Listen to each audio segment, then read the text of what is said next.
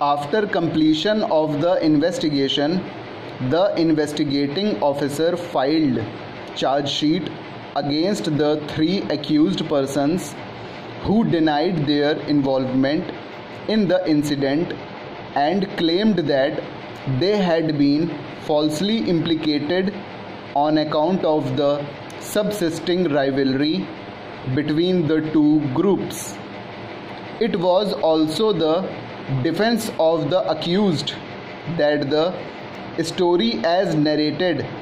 by PW1 should not be accepted for the reason that the accused number 1 had suffered from polio and having been crippled by the said disease, he was unable to walk about for long without the assistance of an escort. In fact, a certificate issued by one Dr. Sanjay Khare disclosed that the accused appellant number 1 herein is permanently disabled. From the evidence adduced on behalf of the defense, the learned sessions judge found that the appellant number 2 was 59 years old and the third accused was 68 years at the relevant time. The learned sessions judge,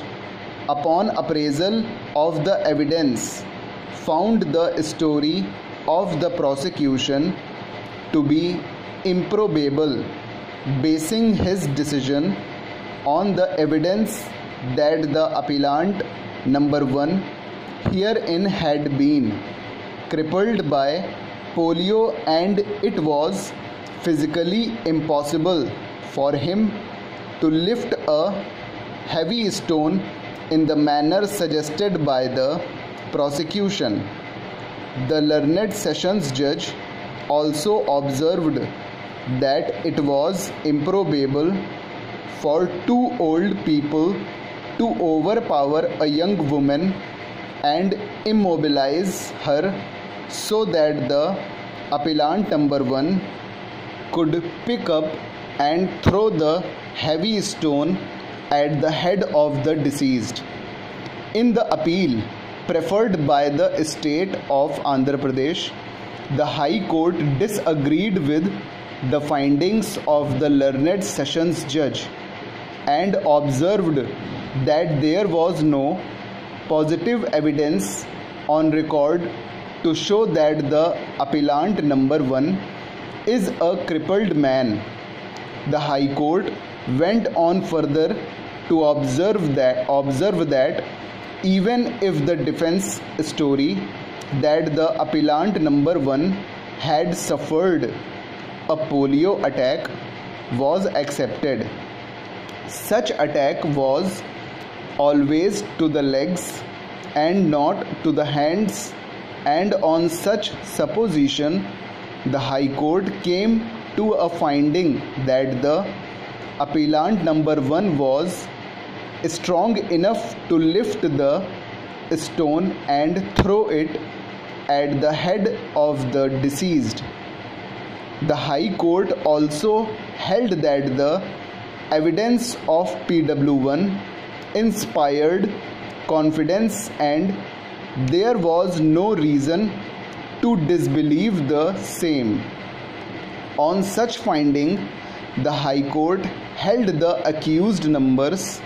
1, 2, 3 to be responsible for causing the death of the deceased. However, the High Court was of the view that the offence